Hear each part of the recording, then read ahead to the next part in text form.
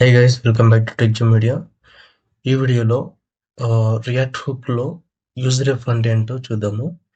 I didn't mention use ref at here, but it is very important topic in react. అది ఒకటే కాదు, మిగతా react hooks అన్ని కూడా ఎక్స్ప్లెయిన్ చేసుకుంటే అయితే వెళ్తాను. అందులో use ref. Okay, so what is use ref? It is very simple.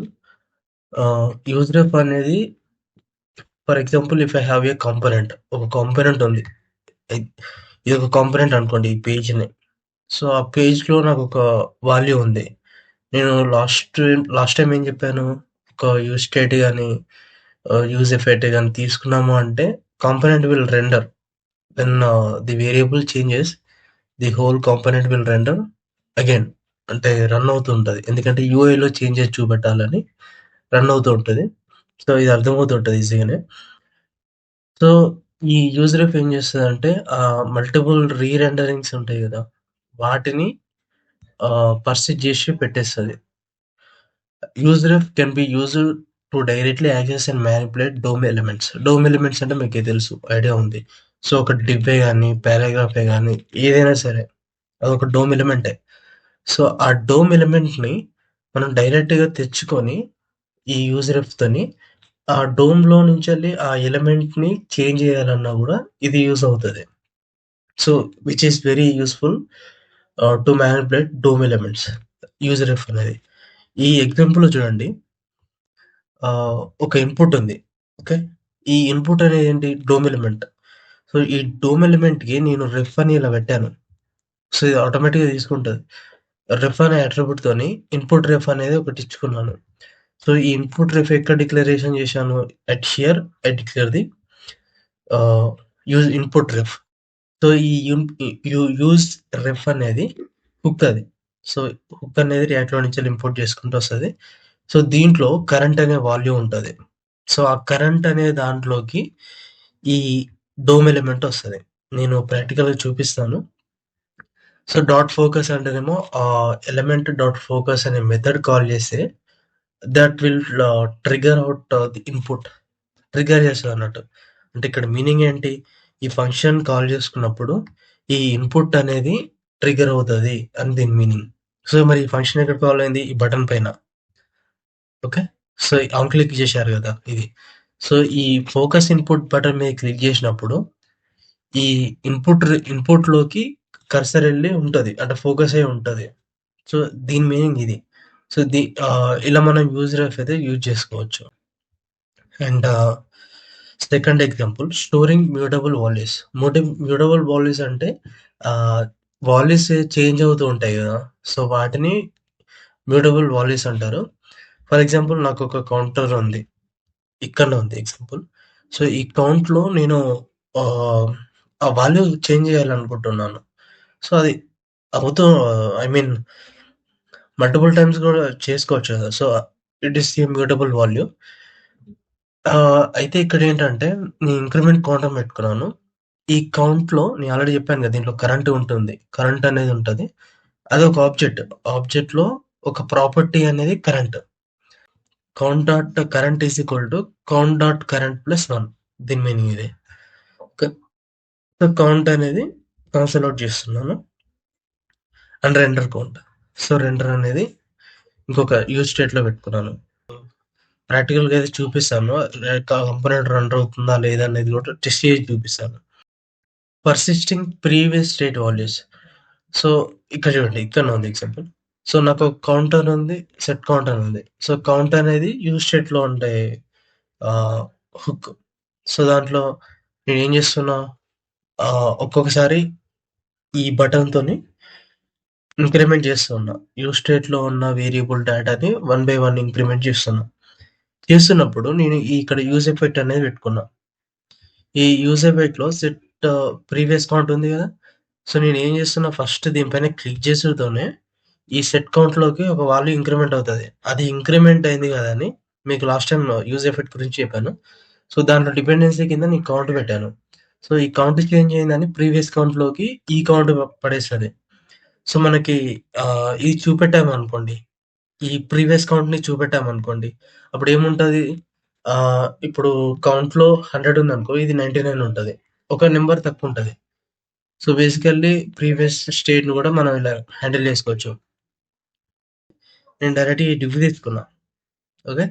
ఆ డివ్‌లో నేనేం జేశాను, ఇంకొక డైమెన్షన్స్ అని ఇంకోటి పెట్టుకున్నా. సో, దాంట్లో విడ్త్, హైట్ అనే ఒకటి ఆబ్జెక్ట్ పెట్టుకున్నాను. అండ్ కాన్స్టాంట్, ఆఫ్‌సెట్ ఈ డివ్ రెఫ్‌లో నుంచెళ్ళి నాకి ఈ ఆఫ్‌సెట్ విడ్త్, ఆఫ్‌సెట్ హైట్ అని ఉంటాయి. ప్రాపర్టీస్ ఉంటాయి. అయి మనం బై హ్యాండ్ చేసుకోవాలి తప్పదు. సో, ఆఫ్‌సెట్ విడ్త్ అంటే దానికి ఎంత విడ్త్ ఉందనేసి ఆ డివ్‌కి.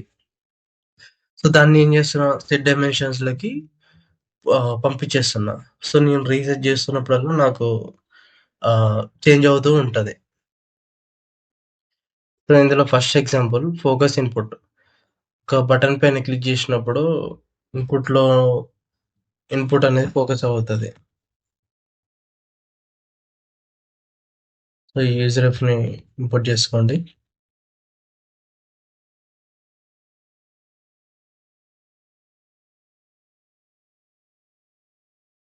ఓకే. సో, ఈ బటన్ పైన క్లిక్ చేసినప్పుడు నేనేం చేశాను, ఫోకస్ ఇన్‌పుట్ అనే ఫంక్షన్ కాల్ చేసుకొని ఇక్కడొచ్చేసింది కదా! ఫోకస్ అనే మెథడ్ కాల్ చేశాను. సో, దీనిపైన క్లిక్ చేస్తున్నా. ఇది ఫోకస్‌లోకొచ్చేసింది. So, then I can type అన్నమాట. This is about first example storing multiple values. So, timer ఇది. సో, నేనొక బేసిక్ ఎగ్జాంపుల్ అయితే చూపిస్తా వీటన్నిటికి. ఓకే. సో, మీరు ఇవన్నీ ట్రై చేయండి వన్ బై వన్. ఒకసారి చూసేసి ట్రై చేయండి. నేనొక మంచి ఎగ్జాంపుల్ చూపిస్తా వీటికి. సో, నాకేం లేదబ్బా! యూజ్ ఎఫెక్ట్ యూజ్ రెఫ్ అనే హుక్ ఉంది కదా! ఓకే. డెవలప్ ఫంక్షన్స్ ఇది చేసుకోండి. అండ్ నాకొక వేరియబుల్ ఉంది.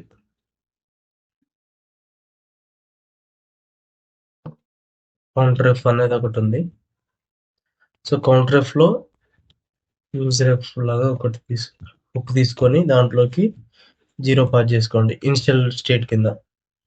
సో, నేను ఇంకొకటి నార్మల్ తీసుకోండి. నార్మల్‌ది కౌంట్ అనేది తీసుకోండి. సెట్ కౌంట్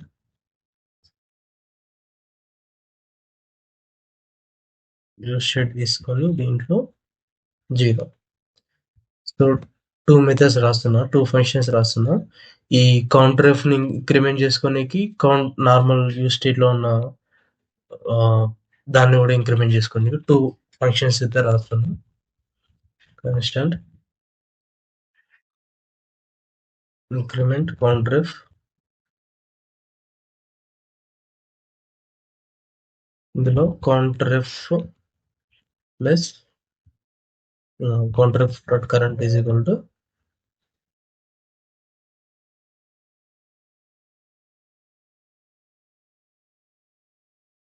ఒక్కొక్క ఇంక్రిమెంట్‌గా plus is equal to 1.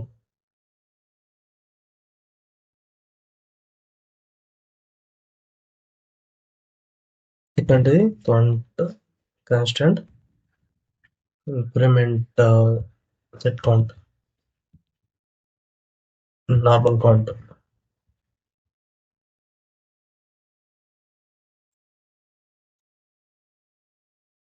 Set కౌంట్‌లో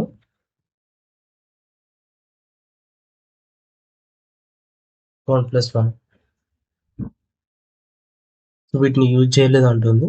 ఒక్కొక్కసారి యూజ్ చేద్దాం. సో, నేను వాటిని డిస్‌ప్లే చేస్తున్నా ఒకటి. వాల్యూ అయితే అండ్ బటన్ తీసుకుంటున్నా.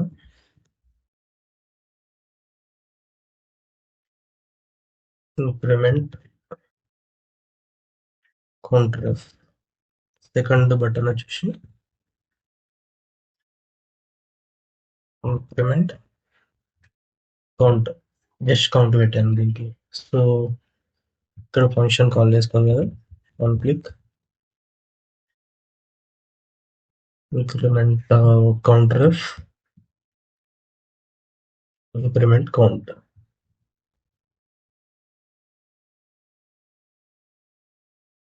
స్టేట్‌ని ఇంపోర్ట్ చేసుకోండి. ఓకే. ఇంక్రిమెంట్ కౌంట్ చేస్తున్నప్పుడు కౌంట్ వాల్యూ ఇంక్రిమెంట్ అయ్యి ఇక్కడ కనిపిస్తది. సో, ఇలా.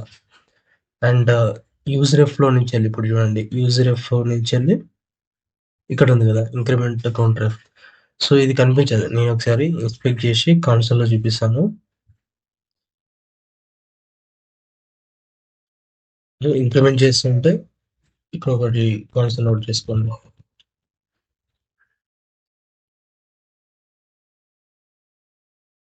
కాంపోనెంట్ రెండర్ అని పెట్టుకోండి. సో, కాంపోనెంట్ రెండర్ అవుతుందా లేదా అని కనిపిస్తది. ఓకే. సో, రిఫ్రెష్ చేస్తున్నా ఫ్రెష్‌గా. సో, కాంపోనెంట్ రెండర్ అయింది. ఇప్పుడు నార్మల్ టైమ్‌లో. సో, ఇంక్రిమెంట్ కౌంట్ మీద చేస్తున్నప్పుడు కూడా రెండర్ అవ్వాలి. సో, రెండర్ అయితుంది కదా! ఇక్కడ కనిపిస్తుంది కదా! రెండర్ అయితుంది. కాంపోనెంట్ రెండర్ అయితుంది. యూఐలో చేంజెస్ కనిపిస్తున్నాయి. కానీ ఇంక్రిమెంట్ కౌంట్ మీద క్లిక్ చేసినప్పుడు దాని లోపల వాల్యూ చేంజ్ అవ్వాలి. But it will not to రీరెండర్ again. Component రీరెండర్ అయితే అవ్వద్దు. దాన్ని క్లిక్ చేస్తున్నా ఏం అవ్వట్లేదు కదా! సో, యాక్చువల్‌గా దాంట్లో ఉన్న కౌంట్ రెఫ్ అనేది ఇంక్రిమెంట్ అవుతుంది. నేను ఇక్కడ చూపిస్తాను. రైట్.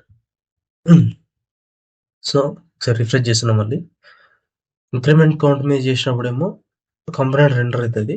సో, కన్సోల్‌లో కాంపోనెంట్ రెండర్ అని కనిపిస్తది. ఓకే. ఇలా.